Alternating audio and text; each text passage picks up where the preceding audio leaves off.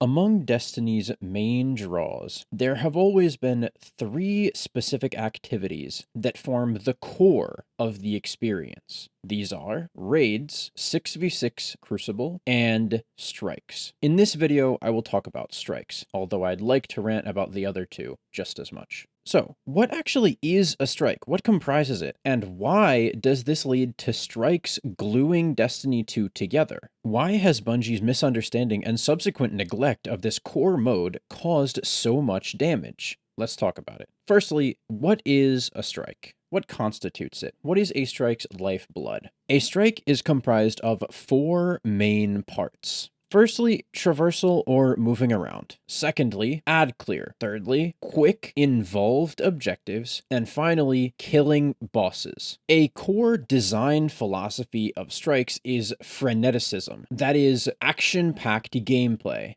You're never just standing in a room. You're defending Ghost while he hacks open a door so that you can get further into the enemy's lair. You're never supposed to be just standing on a plate. Ghost is using your paracausal power to brute force the Vex network, all the while you're fighting off three Cyclopses that spawn on high ground, and each one can potentially one-shot you. The word strike means to hit sharply or to penetrate or pierce, and the strike activity category is very much in line with these definitions. The point of a strike is never to sit around and shoot things. The point is that you are rushing toward your objective as fast as you possibly can, fighting off enemies, completing small, fast objectives, and then getting to the boss, killing the boss, and then getting your loot. Okay, so now we know what a strike is. Let's talk about what a strike does, why it's so important for gluing Destiny 2 together as a game. When people, myself included, play games, we generally have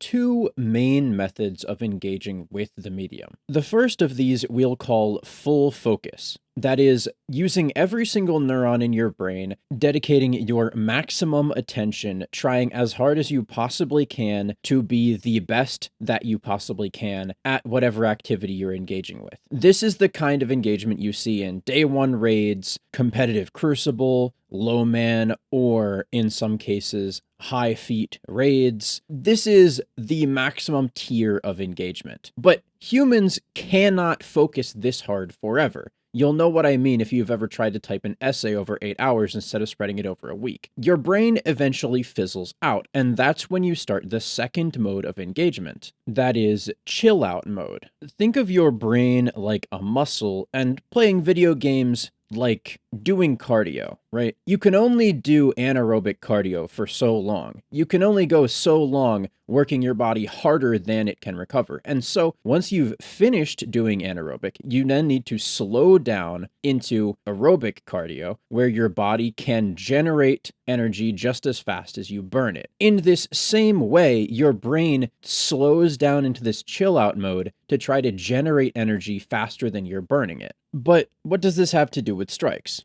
Well, strikes just so happen to be really good for both of these modes. If you are in full focus mode, you can bomb through a strike, memorize every spawn, kill every enemy as fast as possible, complete every objective very quickly, run all the way to the boss as quickly as possible, memorize routes, do all that stuff, and you can run strikes very fast. But you can also do strikes in chill out mode. You can kind of sit back with the scout rifle and just blink away at enemies. You can kind of just shoot stuff and throw grenades and kind of have fun, and you can just take the objective slowly and kill the enemies first instead of trying to do them the fastest possible way. And so in this way, strikes kind of attract both possible modes that players have for engaging with Destiny. Thus, the strike playlist forms the backbone of Destiny's core engagement. If you're feeling like you really want to get some loot really fast and you want to give it your all, cue the strike playlist. Bomb through everything.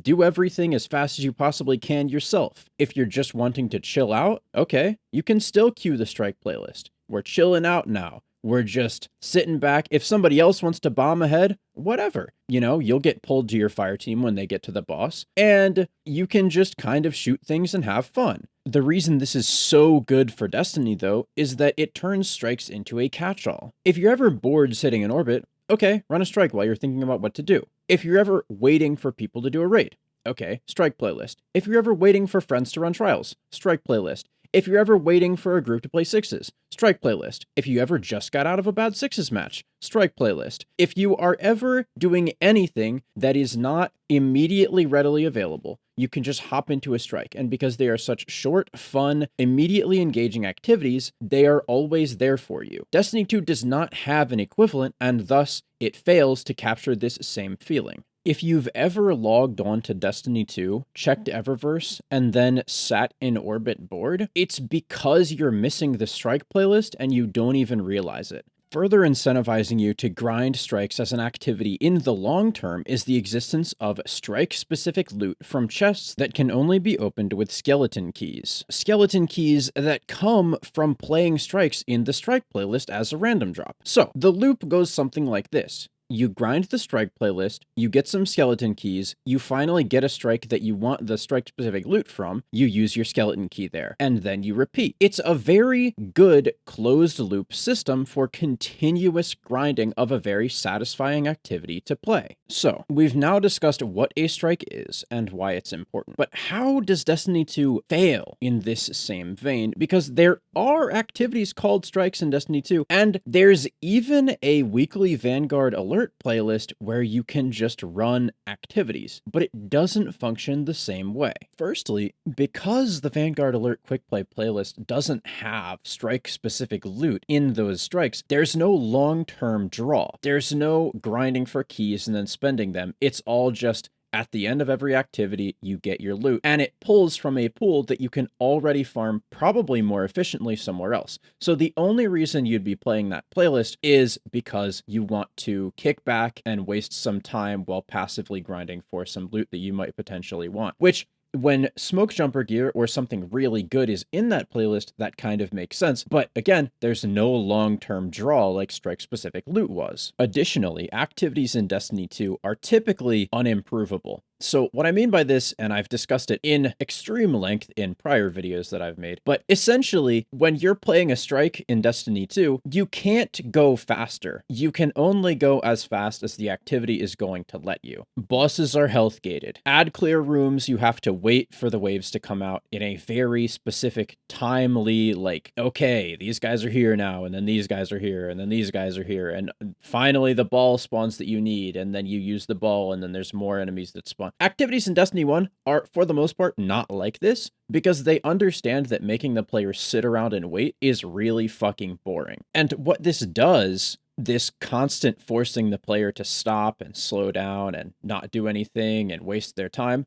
it completely invalidates that first mode of focus, right? If you're incredibly focused up on killing a boss and then the boss goes immune, it does a 20-second animation, what do you think that does to you? Well, it forces you into that second mode, and swapping between those modes rapidly is really fucking annoying. You'll notice that you get irritated when the boss goes immune a bunch of times, because you have to rapidly switch between waiting around and then actually doing something so you're not wasting time. Destiny 1 bosses, again, not like this. The boss doesn't go immune and do weird animations. For the most part, there are some bosses that go immune, and I think that's a flaw in Destiny 1 as well. But mostly, the Nexus Mind just sits there and his shield rotates around and you have to try to kill him, and then, you kill him and you get your loot. Or the boss of Winter's Run, he's just a captain and he walks around and teleports occasionally, but it's very telegraphed and you can just kill him and get your loot. Destiny 2 bosses are not like this. They constantly spam immune phases. They go halfway across the map and then back and then across the map again, and they teleport around and they jitter, so it's really hard to hit headshots.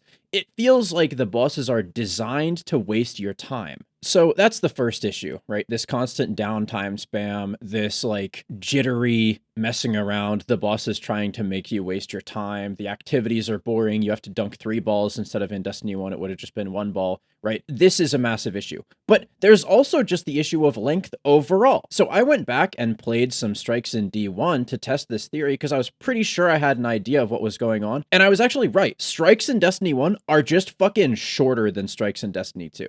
For some reason, strikes in Destiny 2 are like twice as long as strikes in Destiny 1, but you're doing the same thing. So like Fallen Saber, for example, the first part of the strike is set in stone. I think it's basically the same time between both of them. But then the traversal sections in Destiny 2, there's just more ads, and there's rooms that stop you from progressing until you kill all the ads. There's more of these rooms. There's also like weird quirks with the objectives. Like in Destiny 1, when you pick up that arc ball, you can still use your glide, so you can just zip down the hallway. But in Destiny 2, it turns off your double jump, so you have to do it slower. There's just these weird quirks with the strikes in Destiny 2 that make them take longer for no apparent reason. And I think that like squeezing of time out of players is part of what's causing strikes to be so underplayed and underenjoyed and just generally worse in Destiny 2. Because Destiny 1 strikes were designed to be a good activity, but Destiny 2 strikes seem to be designed to squeeze time out of players. It's so weird. And if one example of this isn't enough for you, I'll go into another one, because this actually happened in a Destiny 2 strike rework multiple times. So Lake of Shadows was a really fun strike. It was super fast. You could bomb through everything if you knew exactly how to play it, you know, complete the quick objectives, speed through, kill the ads. This one blocks the door, stuff like this, right? But then the rework, they just made you waste time for the sake of it. So they changed the beginning section, which was essentially just traversal, to be stand on this thing and wait. And you can't make it go any faster. There's no way to do that. So you just have to waste your time. And then they added another objective that takes a really long time, killing the fucking meatball in the middle, you know? And then there's another room that gates you where a tormentor spawns and you have to kill that. And then as you're progressing through this strike, there's just like more things that slow you down and stop you. So I don't understand why Bungie is doing this, because if a strike is twice as long and people play the strike, that doesn't mean they're going to play the strike the same amount of times, but it's twice as long, so Bungie gets twice the amount of hours. That means that instead of playing the strike twice, players are only going to play it once. And instead of playing the strike 8 times, players are probably going to play it 2 times, get frustrated, get bored, and then quit. This is idiotic game design. And now you may say, well, sis, if a strike is too short, then players will just speedrun that strike and not do any of the other ones, right? And I would say, yes, that is what happened, because Bungie's GM rotations frequently included Lake of Shadows, and we would just grind that one instead of the other ones because it was so fast. But you know what fixes this? Strike-specific loot, okay? If there's a weapon that you can only get from a certain strike, it doesn't matter how long or short that strike is compared to the others, because you're going to want to play that one anyway. So Bungie literally had the solution to their own issue that actually worked and was better for the players and more enjoyable in strike-specific loot, but they chose to take a route where they wasted player time instead. So, compared to Destiny 1, Destiny 2's strikes fail in both gameplay and loot. But I'm actually not done, because Destiny 2 strikes also fail in playlist selectability and customizable difficulty. And you may say, sis, this is impossible. There's nothing more customizable than the portal. But this is where you're retarded, because the portal is dog shit, okay? Players don't actually want the freedom to customize everything about the activity that they're going to run. And this is especially true when it comes to the portal's modifiers, which fucking blow, okay? There's no interesting difficulty in the portal's modifiers. There's no, a sniper can one-shot me, but when I get close to enemies, I deal double damage. There's no, my heavy weapon has 1 bullet, but it nukes everything. There's no solar burn, where I take increased solar damage, but deal extra solar damage. There's no fun trade-off modifiers. There's just, okay, when I kill a goblin, he drops a pull of electricity that burns me. There's just, okay, I can deal 25% more arc damage in exchange for slightly less score, which doesn't matter because I'm 550, so I can slap on 5 fucking modifiers and still get tier 5 gear. If score affected the quantity of loot that you got,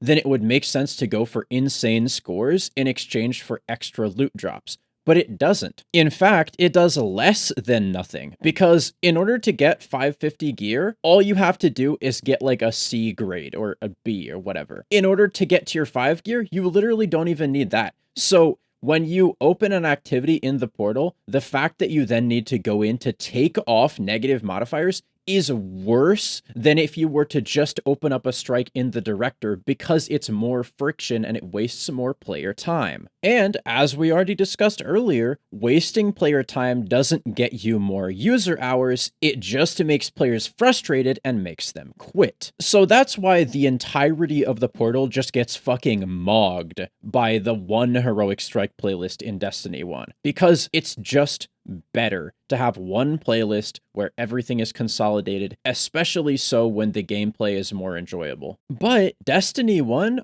does difficulty better than Destiny 2 as well. And actually, Destiny 2 earlier in its life cycle did difficulty better than Destiny 2 does right now. So right now we have the Grandmaster Vanguard alert, and that is like the GM Nightfall, the like minus 40 and you're getting beamed by everything type difficulty. I just want to interject here and say that Grandmaster Vanguard alert has absolutely zero aura. Bring back Nightfall, man. It just sounds so much cleaner. Except it's just not hard, and also there's nothing to mix up gameplay. If that playlist had like Arc Mega Burn, then you would be incentivized to use arc weapons, and you'd be seriously on the lookout for arc enemies, right? But there's nothing like that. There's no interesting trade-off modifier that makes you change up what you're using. There's no small arms or specialist or heavyweight. It's all just negative modifiers. And so what that means is you have to use the same powerful meta builds for every Grandmaster Vanguard alert. The gameplay that's playing in the background, probably for most of this video, actually, because I probably haven't been editing together a whole bunch of PvP footage, unless I did edit together a whole bunch of PvP footage, in which case this video took way longer to come out than it should have. The Nightfall was exposure small arms, and that made Red Death really cool, right? So I put on Sunsinger, I put on Red Death, and I went and soloed the Nightfall. I would never be able to put together a unique build like that and do the same thing in Destiny 2. I would just be forced to use an even more powerful meta build if I wanted to solo the activity. There's no fun combinations that can come up that are interesting and make me try other weapons. In Destiny 2, it's just hard or gimmicky or annoying. So, to summarize, strikes or activities that are supposed to take the place of strikes in Destiny 2 are worse gameplay-wise because there are no interesting modifiers, worse gameplay-wise because there are stupid slowdowns that completely disrupt the flow of the activity, worse reward-wise because there's no strike-specific loot or a system like that to drive long-term engagement, and worse difficulty-wise because, again, there are no trade-off modifiers, but also because the higher-level difficulty stuff gets mogged by builds, unlike Destiny 1, where it's more gunplay and skill. How, then, do we fix this? Because last video, I forgot a fix section, but it was already half an hour long. This video, I have a little bit of time to make a section where I describe some possible solutions to fix things. Firstly, let's fix rewards, because ultimately rewards are the most important part of Destiny 2. So, Grandmaster Vanguard alerts fucking blow. It's like 2 shiny weapons and then a slightly higher chance of a shiny weapon every time you run it after that. Fuck that. When you run a Grandmaster Vanguard alert, it just gives you a shiny weapon every time. If you think 2 shiny weapons every time is a problem, make it 1 shiny weapon every time, but there needs to be consistent loot, consistent reasons for people to run extremely high level, high difficulty activities over and over again. Next up, the Vanguard reputation track needs to come back. I think the reason this went away is because Bungie didn't want to give out tier 5 loot from vendor engrams for some reason, but like, dude, tier 5s are raining from everywhere right now. Tier 5s are the base level loot, right? So just bring back Vanguard reputation tracks, and if you want to really spice it up, you can do what they did in Destiny 1, where every time you rank up, you get a choice between a weapon, chroma, or armor. I guess chroma doesn't really make any sense. So just weapon or armor. But the point of this is you need a way to show players how much time they've invested into an activity, right? When I go back to D1 and I look at my Crucible reputation, I think, wow, I played a whole bunch of Crucible, did a whole bunch of bounties to level that up. Destiny 2 doesn't have this right now. Destiny 2 doesn't have a, wow, I'm ranked 700 Vanguard. That means I'm a prolific strike grinder. And it needs that. Without that, the game feels very unrewarding. It feels very pointless to spend all your time and not be able to see all of that effort culminate in some kind of reputation or reward track. And Bungie, do you know how much players would love you if you actually gave them good shaders from this track? Holy shit. They would absolutely sing your praises if level 20 Vanguard gave you a crazy cool shader, and level 30 Vanguard gave you an emblem, and level 40 Vanguard gave you another insanely cool shader like Super Black 2, or Shatter White 2, or whatever, like Glow Who, like Shimmer. Like, there are so many really awesome shaders that you could tie to this track, and players would absolutely love it. This is the kind of thing that you need to start engaging in if you want people to come back to the game. You have to show them that you're willing to make sacrifices when it comes to stuff that could be an Eververse, in order to show them that you do actually care about the core gameplay. Next up, and I'm sure we all saw this one coming a mile away, strike-specific loot. You already have so many old Nightfall weapons that you aren't using right now. Put them all in the tier system, make them all exclusive to one strike in the Fireteam Ops playlist, and if you want to make it so you can only farm like 3 of them a week, go for it, boss. Put them on a rotation. But every single activity should, at least the ones that you like, should have exclusive loot to that activity. I promise you that will drive engagement on everything in the portal up by like 10-fold. Lastly, for loot, if GM Vanguard alerts going forward are going to be the highest difficulty strike style activity in the game, you need to be able to show off that you've done it. A unique emblem for each one is the minimum. You've been throwing emblems at us recently. Run a fucking dungeon with a goofy ass loadout, emblem. Ton of kills as a community with certain weapons, emblem. Fucking jelk for 15 seconds standing on your head, emblem. Why are these goofy ass community events getting like a ton of emblems, but we can't get unique emblems for activities that are supposed to be super hard that we can show off? Next up, gameplay. Starting off with playlists. We need a Heroic Strike playlist. The Vanguard Alert Quick Play playlist fucking sucks. It's too easy. There's no difficulty, and it's boring as hell. These are super easy, very quick activities. Yeah, seems like it would be fun, but they're unimprovable Destiny 2 activities, so it feels like a fucking waste of time when I queue in, get a strike, and then I have to sit there for 20 fucking minutes shooting the same damn ads, waiting for tiny data crystals to pop out before I can open a fucking door. Which takes us to the next gameplay aspect that must be changed. Why is there so much downtime? Okay, if I am in a strike, I should be constantly moving. One of Bungie's worst, most retarded inventions ever for casual 3-man PvE was the Battleground, and eventually the subsequent adoption of Battlegrounds in the Strike playlist. It unironically caused many people I know to quit the game. The point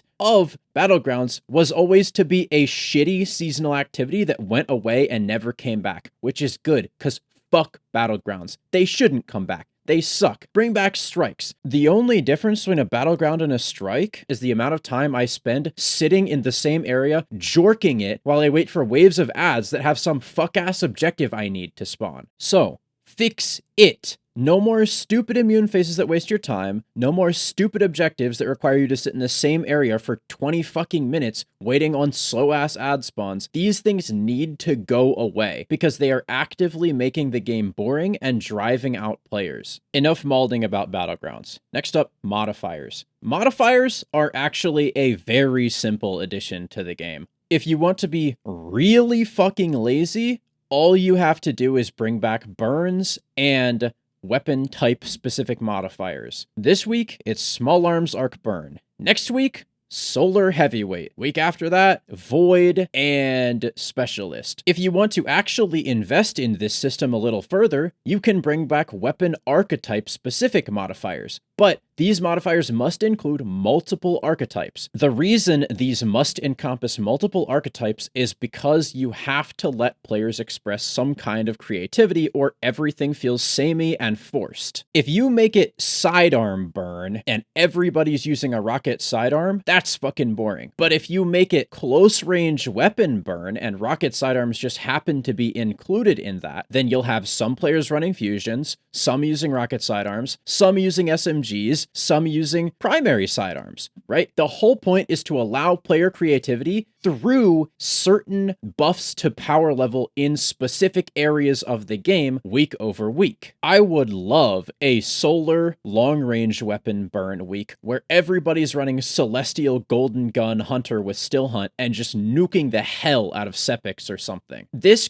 also combos with bosses not having health gates. Because if you take away boss health gates, players can spec super hard into DPS and not feel incredibly punished for that. If you do this to a certain extent while buffing health bars strategically, you can make it so that running heavy weapons is actually rewarding over being forced to use Eager Edge. Now, I know that sounds like heresy. We've had Eager Edge on in every single activity for the last several years. But imagine how much more enjoyable beating a GM Vanguard alert would be if you actually had to use powerful weapons to deal DPS to the boss instead of just throwing your melee ability at it and then watching it health gate. And yes, I know this issue is caused by heavy weapons having absolutely no total damage when compared with special weapons, and the entire weapon sandbox is fucked, but like, that's a whole new video, and I already have the Crucible video on my plate, so maybe that one will come quite a bit later. But let it be said, heavy weapons in strikes are really fun,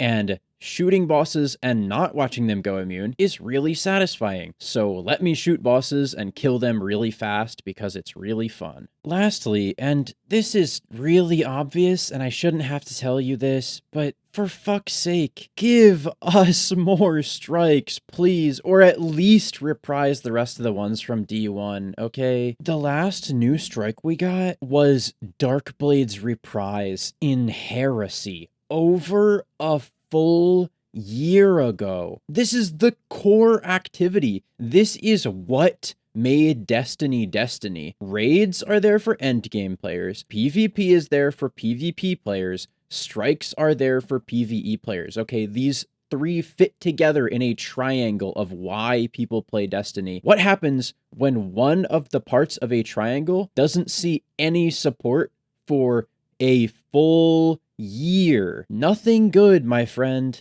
Nothing good. So, that's about it. Christ is King. Subscribe. I'm out.